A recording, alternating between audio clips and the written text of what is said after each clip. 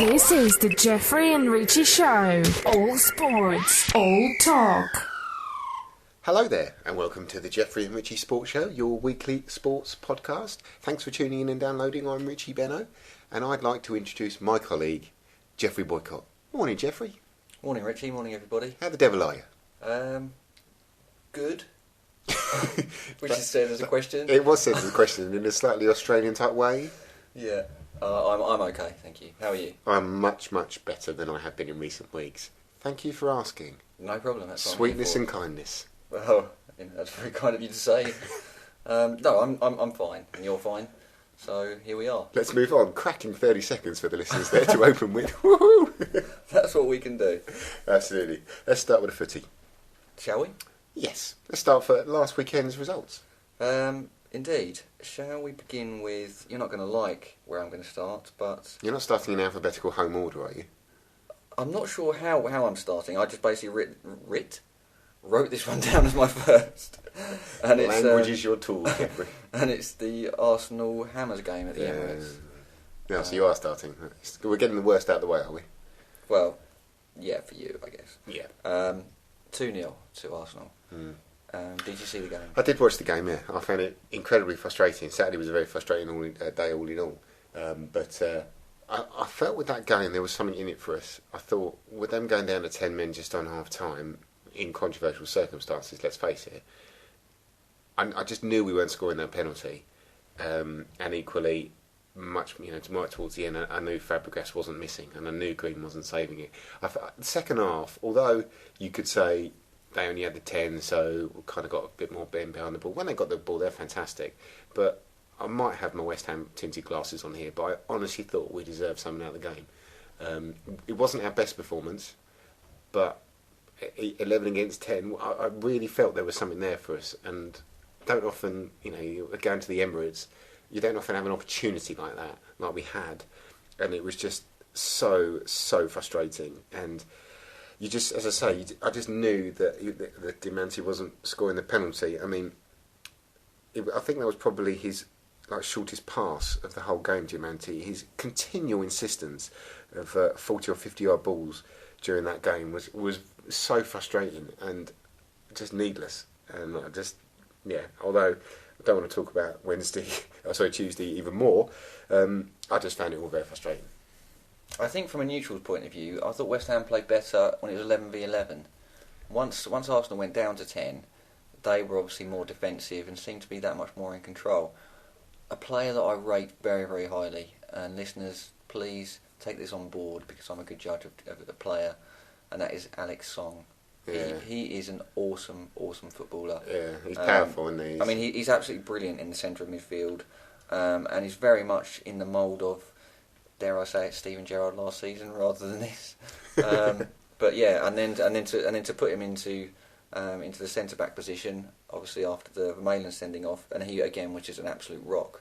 And for me, I don't know who was man of the match actually, but for me, Song most definitely should have been. Did you think it was a sending off? I mean, let's get a neutral's view. I didn't think it was. No, I mean, arguable whether it was a penalty, to be honest, but it certainly wasn't a sending off.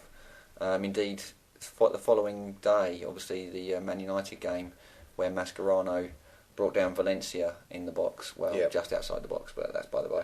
And he got booked, and for me, that was probably more of a sending off than Vermaelen. Well, moving seamlessly into that game, I agree with you, and because it just looked, Vermaelen's looked a bit clumsy, whereas Mascherano's I thought looked quite cynical. Absolutely, and he clearly knew what he was doing. And to me, that encapsulates Mascherano, who is not scared of doing that. He's done it, quite a few times, and can't really blame him to get the edge, obviously. But yeah, I thought, I mean, how that game ended 11 against 11, I don't know. And I believe I texted you during after the first 15 because it was thriller minute stuff. I mean, God knows what happened. God knows what got into Torres in the first half. He was like a man possessed, but really in a kind of snidey way. He was. I didn't like his attitude. I've got to say, he's all right putting yourself about. But yeah, I thought there was. I suppose it must be difficult for him because last season, we were there or thereabouts for most of it, and there were so many hopes at the beginning of this season, and none of them have been realised. Indeed, he's only recently come back to fitness, and he's been playing well. He's been scoring goals. The header that he scored to open the scoring was just, typical Torres, brilliant. But then, as is our way at the moment, we just seem to sort of, I don't know, lose our any kind of momentum that we gain. I thought there was a good intensity about the first 20 minutes, and it almost as if I'm not suggesting that the players kind of were settling for a point, because they clearly weren't, but it's as if that intensity kind of fizzled out the longer the game went on, and it just seemed, you just felt that the United winner was coming. I just couldn't see Liverpool getting a second goal, and it was just one of those games where, as I say, how it finished 11-11, I don't know, but it was one of those games where you just felt that United were always going to win this. Sadly, in the second half, it was all Man United, wasn't it? It Pretty really much. was. Although Torres had a couple of chances towards the end. There was the one that kind of was a sort of waist height, potentially on the volley, and he mishit it, or didn't quite get it. And then there's the other one where I don't really know what happened, but it was not Torres. Well, I mean, at the end of the day, you can't. Torres is not the reason why you're sitting sixth in the league. No, let's be honest. That's Benitez. Yeah, there are much weaker links, both on and off the pitch at Liverpool than Fernando Torres. Indeed, on that note, very briefly, it seems that Riera is going to be joining CSK Moscow or Spartak Moscow on loan. Yeah, I think it's CSK. Well, I mean, I've heard that I believe this is true, that the Russian transfer window is still open. I mean, I know they suspended him after his comments last week. You can't say what he said. I mean, again, it's stupid. It just goes to reiterate. I don't think he was particularly wrong.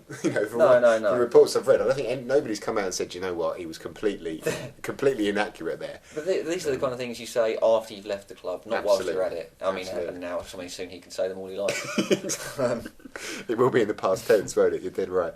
But disappointing. I mean, looking at the table, I mean, we'll talk about one or two other games. I mean, Liverpool sitting sixth, 4 games behind Spurs in fourth, and they played a game more.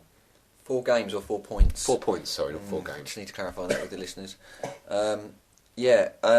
Basically, we have been quite fortunate as well with a couple of the results from last night, where Man City lost to our rivals Everton. Yeah. Villa drew last night. Yeah.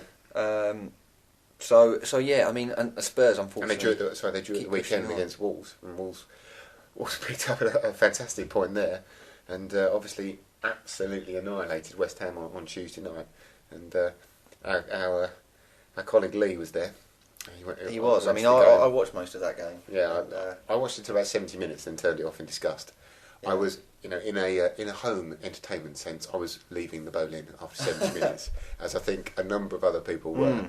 He texted me at half time to say it was not a pleasant place to be at half time. No, and rightly so. I mean, talking about the Arsenal game a little bit, I thought Mido did okay, and there was rumours that Cole was going to come back.